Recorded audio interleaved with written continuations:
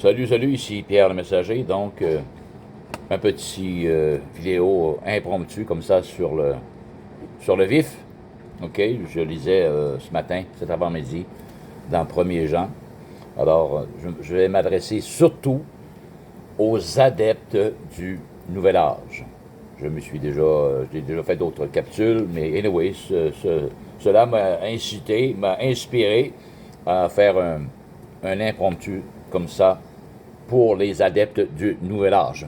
Parce que j'ai eu à discuter avec des personnes, justement, qui font partie du Nouvel Âge. Dernièrement, la semaine dernière, une personne, alors ce n'était pas la première d'ailleurs, il y en a d'autres aussi avec qui j'ai déjà discuté, et c'est toujours la même chose. Jésus, c'est-à-dire Dieu est à l'intérieur de moi, disent-ils, il est là depuis toujours, OK? Et quand ça va pas, je m'adresse à lui, ainsi de suite. Alors, ce qui est tout à fait anti-scripturaire, OK? Il faut prendre ça comme la parole, réellement la parole de Dieu, OK? Ce n'est pas un livre comme n'importe quel livre, la parole de Dieu, la Bible. Alors, c'est un livre spirituel. Ce sont des paroles qui est vivifié par le Saint-Esprit de Dieu. OK? Alors, que nous dit 1er Jean? OK? Que nous dit 1er Jean? OK. Bon, ça nous dit ici, Dieu est lumière, oui. La nouvelle que nous avons apprise de lui et que nous vous annonçons, c'est que Dieu est lumière, qu'on a appris de Jésus, c'est que Dieu est lumière et qu'il n'y a point en lui de ténèbres. Alors, soit tu es dans les ténèbres, ou soit tu es dans la lumière. Tu ne peux pas être dans la zone ombragée. C'est une impossibilité. Alors, si nous disons que nous sommes en communion avec lui, avec Dieu, avec le Père, si nous disons ça, et que nous marchions dans les ténèbres, nous mentons. L'apôtre, c'est-à-dire Jean nous dit ici, alors, tu dis que tu es en communion avec Dieu, tu crois en lui, etc., mais tu fais les œuvres de ténèbres, ou en réalité tu marches dans les ténèbres, alors tu es un menteur, tu es une menteuse. C'est ce que nous dit ici la parole de Dieu. Si nous disons que nous sommes en communion avec lui et que nous marchions dans les ténèbres, nous mentons et nous ne pratiquons pas la vérité. Et on sait que les adeptes du New Age, Nouvel Âge, sont toujours à la recherche de vérité. C'est comme si il n'y a jamais personne qui peut atteindre la vérité, puis qui peut connaître la vérité. Ils sont toujours en recherche de la vérité. Mais à un moment donné, faut t'arrêter de chercher, faut que tu la trouves en quelque part, n'est-ce pas? Mais eux, selon eux, ils sont toujours à la recherche. Tu ne peux pas avoir la vérité absolue. Sinon, pour qui te prends-tu? Mais on est à la recherche de vérité. Alors, je recommence. Si nous disons que nous sommes en communion avec le Père, avec Dieu, et que nous marchions dans les ténèbres, nous mentons, nous sommes menteurs, et nous ne pratiquons pas la vérité. Alors, voilà. Mais si, au contraire, si nous marchons dans la lumière, comme il est lui-même dans la lumière, nous sommes mutuellement en communion. Et le sang de Jésus-Christ, son Fils, nous purifie de tout péché. Et bien souvent, ces personnes-là, qui ont toujours Dieu dans leur cœur depuis leur naissance, pratiquement, faut pas leur parler de péché, ils ont déjà été pardonnés. Je ne sais pas à quel moment, ils ne le savent pas, mais ils ont déjà été pardonnés.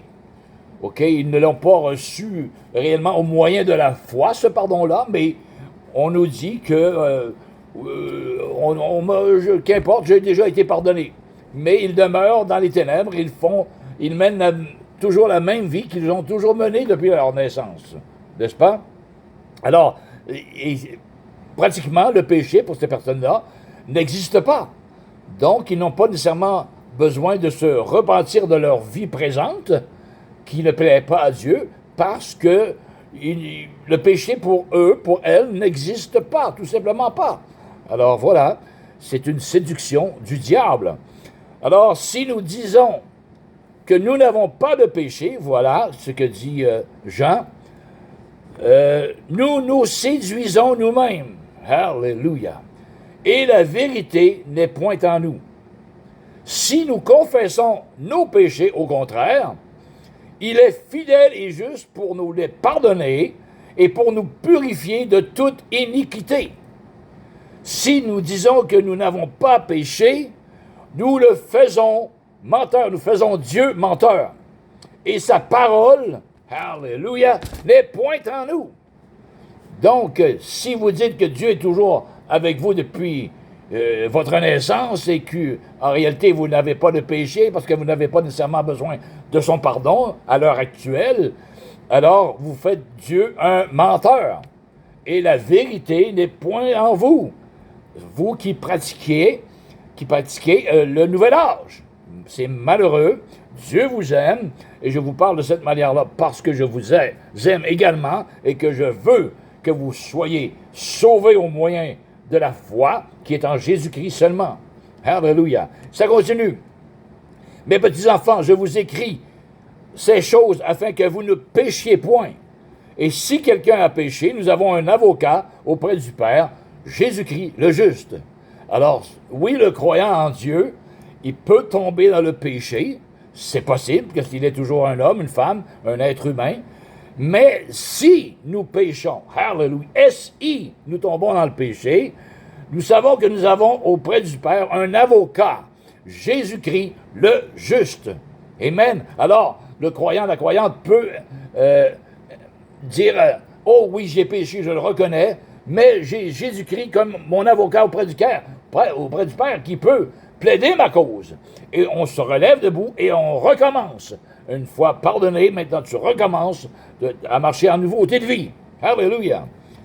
Donc, nous avons un avocat auprès du Père, Jésus-Christ le juste. Il est lui-même une victime expiatoire pour nos péchés, non seulement pour les nôtres, mais aussi pour ceux du monde entier. Alors, pour ceux du monde entier, est-ce que vous, les adeptes du nouvel âge, vous faites partie du monde entier? Oui ou non?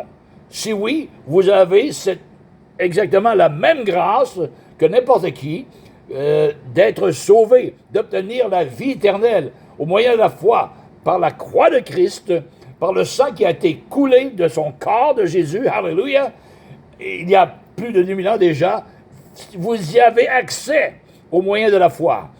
Et vos péchés vous seront pardonnés à ce moment-là, lorsque vous dites, je me repens maintenant de ma vie actuelle et je demande pardon pour tous mes péchés, et Dieu va s'installer dans vos cœurs. Il ne s'installe dans vos cœurs qu'à ce moment-là. Il n'est pas dans vos cœurs depuis votre naissance. Vous êtes une créature de Dieu, mais vous n'êtes pas nécessairement un enfant de Dieu. C'est ce que nous allons voir un petit peu plus loin. Alléluia. Donc, Jésus est lui-même une victime expiatoire pour nos péchés, non seulement pour les nôtres, mais aussi pour ceux du monde entier. Quelle merveilleuse bonne nouvelle. Amen. Et c'est pour vous aussi, adeptes du nouvel âge. Alors, ça continue. Si nous gardons ses commandements, par là, nous savons que nous l'avons connu. Celui qui dit « je l'ai connu » et qui ne garde pas ses commandements est un menteur, et la vérité n'est point en lui. Ça nous dit un peu comme ça disait au préalable. Mais celui qui garde sa parole, l'amour de Dieu, est véritablement parfait en lui. Celui qui garde sa parole, celui qui la met en pratique en réalité. OK? Celui qui obéit à sa parole, hallelujah, c'est ce qu'il veut dire ce verset, qui garde sa parole, l'amour de Dieu est véritablement parfait en lui. Par là, nous savons que nous sommes en lui. Celui qui dit qu'il demeure en lui doit marcher aussi comme il a marché lui-même. Jésus était saint, hallelujah. Il a dit à ses disciples, à ses croyants, vous êtes saints car je suis saint. Donc, marchez dans la sainteté. Envoie dans la sanctification. Et c'est la parole, c'est la vérité qui sanctifie le croyant. Alors, si tu ne te nourris pas de la parole de Dieu, tu ne peux te sanctifier toi-même. Mais les adeptes du New Age se purifient d'une certaine manière.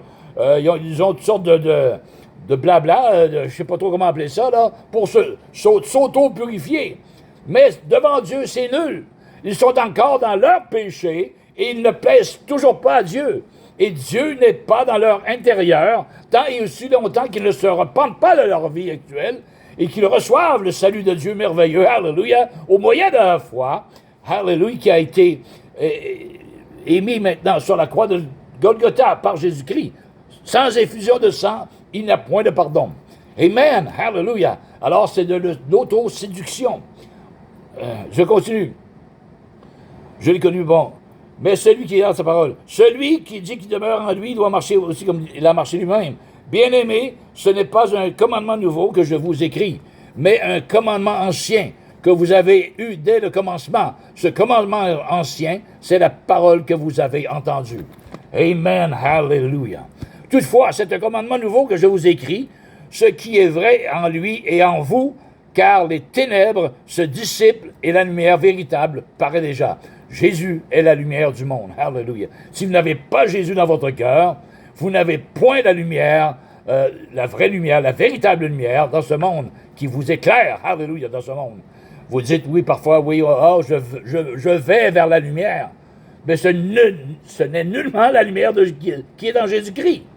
Alors, c'est toujours les ténèbres. C'est une fausse lumière, car Satan lui-même se déguise en ange de lumière. Alors, vous êtes guidé par l'ange de lumière qui est Satan lui-même. C'est un séducteur hors pair. Hallelujah. Toutefois, anyway, celui qui dit qu'il est dans la lumière, mais qui est son frère, est encore dans les ténèbres. Celui qui aime son frère demeure dans la lumière et aucune occasion de chute n'est en lui. Mais celui qui est son frère est dans les ténèbres. Il marche dans les ténèbres, il ne sait où il va, parce que les ténèbres ont aveuglé ses yeux. Alléluia. Amen, amen, amen. Amen. Alors, ça continue ici, ça nous dit, n'aimez point le monde, ni les choses qui sont dans le monde. Il parle aux croyants, ses disciples, bien entendu. L'amour du Père n'est point dans lui. Si quelqu'un aime le monde, voilà, pas les personnes, mais ce qu'il y a dans ce monde, là, les attractions de toutes sortes de choses, là, celui qui aime l'esprit de ce monde ne plaît point au Père, pardonnez-moi. Alors, car tout ce qui est dans le monde, la convoitise de la chair, la convoitise des yeux et l'orgueil de la vie, ne vient point du Père, ne vient point de Dieu, mais vient du monde, de l'esprit mondain. Et le monde passe, et sa convoitise aussi. Mais celui qui fait la volonté de Dieu demeure éternellement. Alléluia. Donc ici, petits enfants, c'est la dernière heure. Et comme vous avez appris qu'un antéchrist vient, il y a maintenant plusieurs antéchrists. Par là, nous connaissons que c'est la dernière heure. Alléluia. Ils sont sortis du milieu de nous, mais ils n'étaient pas des nôtres. Car s'ils eussent été des nôtres, ils seraient demeurés avec nous. Mais cela est arrivé afin que fût manifesté que tous ne sont pas des nôtres.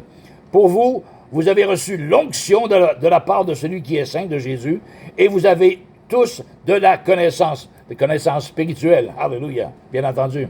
Je vous ai écrit non parce que vous connaissiez, non que vous connaissiez la vérité, mais parce que vous la connaissez, alléluia, et parce qu'aucun mensonge vient de la vérité. Qui est menteur, sinon celui qui nie que Jésus est le Christ? Celui-là est l'antéchrist qui nie et le Père et le Fils. Quiconque nie le Fils n'a pas non plus le Père. Quiconque confesse le Fils a aussi le Père. Amen. Alors, la plupart de ces adeptes-là ne reconnaissent pas Jésus-Christ qui est venu les racheter par leur propre sang, par son sang, c'est-à-dire les racheter au moyen de la foi. Ils vont dire, oui, christique, ou quoi, ils ont leur terme, là, mais ils nient carrément que Dieu est venu en chair pour offrir la vie éternelle à ceux et celles qui voudront bien croire au moyen de la foi. Alléluia. Bon. Amen. Maintenant, les petits-enfants. Et maintenant, petits-enfants, demeurent en lui. Il parle toujours à ses croyants, à ses disciples, afin que lorsqu'il paraîtra, Jésus va paraître bientôt, nous ayons de l'assurance et qu'à son avènement, nous ne soyons point confus et éloignés de lui. Si vous savez qu'il est juste, reconnaissez que quiconque pratique la justice est né de lui. Alléluia. Voyez quel amour le Père nous a témoigné pour que nous soyons appelés enfants de Dieu, et nous le sommes. nous, les croyants et ses disciples. Si le monde ne nous connaît pas, c'est qu'il ne l'a pas connu. Amen. Donc, comme je disais au début, nous sommes de la création de Dieu, hallelujah, mais à cause du péché d'Adam et Ève originel, nous ne sommes pas tous des enfants de Dieu. Tous de sa création, oui, mais pas tous ses enfants. Nous avons la capacité, amen, nous avons le privilège de devenir enfants de Dieu. Mais nous ne le sommes pas dès le départ, à cause du péché qui est en nous, à cause de l'origine. Hallelujah. Adam a péché et s'est transmis à la terre entière, à l'humanité tout entière. Donc, originellement, lorsqu'on vient au monde, nous ne sommes pas enfants de Dieu. Nous sommes de sa création, mais la Bible nous dit que nous sommes plutôt enfants du diable. Nous allons voir pourquoi. Hallelujah. Bien-aimés, nous sommes maintenant enfants de Dieu, et ce que nous serons n'a pas encore été manifesté. Mais nous savons que lorsque cela sera manifesté, nous serons semblables à lui, parce que nous le verrons tel qu'il est. Hallelujah. Amen. Quiconque a cette espérance en lui se purifie dans le sang de Jésus et non avec la sauge ou quoi que ce soit, se purifie comme lui-même est pur. Quiconque pêche transgresse la loi et le péché est la transgression de la loi. Or, vous le savez, Jésus est apparu pour ôter les péchés et il n'y a point en lui de péché. Amen. Jésus était sans péché. Il est toujours sans péché. Quiconque demeure en lui ne pêche point. Quiconque pêche ne l'a pas vu et ne l'a pas connu. Donc, si toi, tu es né de nouveau, né de Dieu, hallelujah, tu as été ressuscité de ton être intérieur en Christ, en nouveauté de vie, tu as reçu le Saint-Esprit de Dieu, donc tu ne peux pécher. Quiconque demeure en lui ne pêche point. Amen. Quiconque pêche ne l'a pas vu et ne l'a pas connu. Amen, c'est clair, net et précis. Petits enfants, que personne ne vous séduise. Celui qui pratique la justice est juste, comme lui-même est juste. Celui qui pêche est du diable, OK? Celui qui pêche est du diable. Si vos péchés n'ont pas été pardonnés, vous continuez à pratiquer le péché. Et si vous continuez à pratiquer le péché, c'est que vous êtes du diable, OK? Vous êtes de sa créature de Dieu, mais vous êtes un enfant du diable, pour l'instant. Et à moins qu'il y ait un si, c'est conditionnel. Continuons. Celui qui... petits enfants, que personne ne vous séduise. Celui qui pratique la justice est juste. Celui qui pêche est du diable, car le diable pêche dès le commencement. Le Fils de Dieu a paru afin de détruire les œuvres du diable. Alors, quiconque est né de Dieu ne pratique pas le péché. Quiconque est né de Dieu ne pratique pas le péché. Pratiquez, OK? Alors, c'est de jour en jour, de semaine en semaine. Anyway, la nature elle-même, elle est pécheresse. Alors, veut pas, on pratique le péché, la nature pécheresse. C'est automatique. Mais celui qui est né de Dieu ne peut pratiquer le péché. Alléluia. Quiconque est né de Dieu ne peut pratiquer le péché. Et parce que la semence de Dieu demeure en lui, et il ne peut pécher parce qu'il est né de Dieu. C'est par là que se font reconnaître les enfants de Dieu et les enfants du diable. Vous voyez? On reconnaît soit les enfants de Dieu, soit les enfants du diable. C'est clair, net et précis ici, dans Jean 1, 3, 10. C'est par là que se font reconnaître les enfants de Dieu et les enfants du diable. Quiconque ne pratique pas la justice n'est pas de Dieu, la justice de Dieu, bien entendu, s'ils sont encore dans le péché. C'est sûr qu'ils ne peuvent pas pratiquer la justice de Dieu. Alors, ce sont des fils et des filles du diable. Alléluia. Malheureusement, quiconque ne pratique pas la justice n'est pas de Dieu non plus que celui. Bon. Anyway. Et la semence de Dieu demeure en lui, et il ne peut pécher. C'est par là que se font reconnaître les péchés. Bon, je me répète là.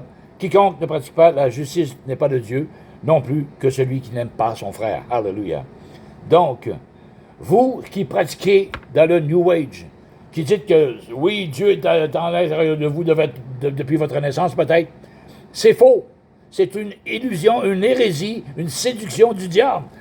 Ce que la parole de Dieu nous dit, c'est qu'on doit se repentir de nos péchés. Amen. Vous devez reconnaître que vous êtes péché. Si vous dites que vous n'avez pas de péché, vous faites Dieu un menteur. Alléluia. Et la vérité n'est point dans vous. Absolument pas.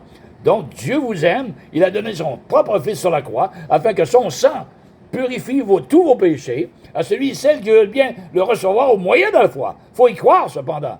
Alléluia. Individuellement. Amen.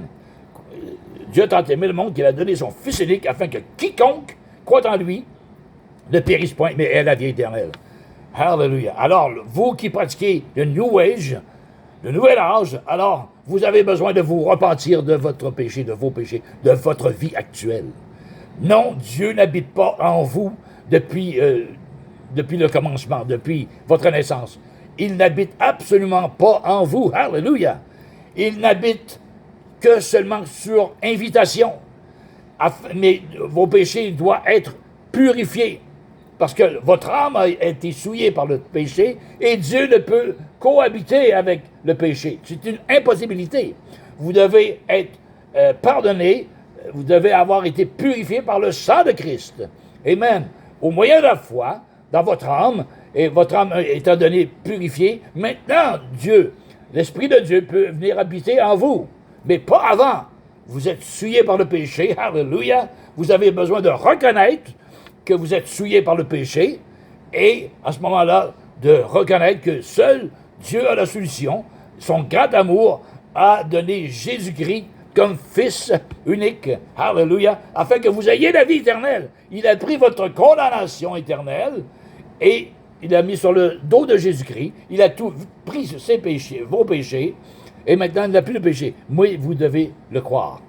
Vous devez le croire de tout votre cœur, comme la prostituée qui a été prise en flagrant délit d'adultère. Les pharisiens l'ont emmené vers Jésus et dit Seigneur, elle a été prise en flagrant délit d'adultère. Moïse a ordonné de lapider de telle femme. OK? Jésus a dit un instant, il écrivait à terre, il ne disait pas un mot, mais à un moment donné, il dit Qui de vous qui a péché lui tire la première pierre? Alors ça nous dit accusés par leur conscience. Ils n'étaient pas accusés auparavant, mais lorsque Jésus a parlé, ils furent accusés par leur conscience. Alors, un à un, du plus petit au plus grand, au plus vieux, ils jetèrent la pierre et s'en allèrent. Alors Jésus dit à la femme, personne ne t'a-t-il condamné? Elle dit, non, Seigneur. Il dit, moi non plus, je ne te condamne pas. Va et ne pêche plus. Alléluia. Voici cette bonne nouvelle. Je te pardonne, mais va et ne pêche plus. Amen. Alléluia. Alors, vous, les adeptes du Nouvel Âge, Dieu vous dit également, non, je ne te condamne pas. Alléluia. Reconnais que tu es pécheur et reconnais que Jésus-Christ a payé le prix une fois pour toutes sur la croix de Golgotha, que son précieux sang a coulé pour que vous soyez pardonnés, purifiés de tous vos péchés. Croyez-le de tout votre cœur. Il vous fera naître de nouveau.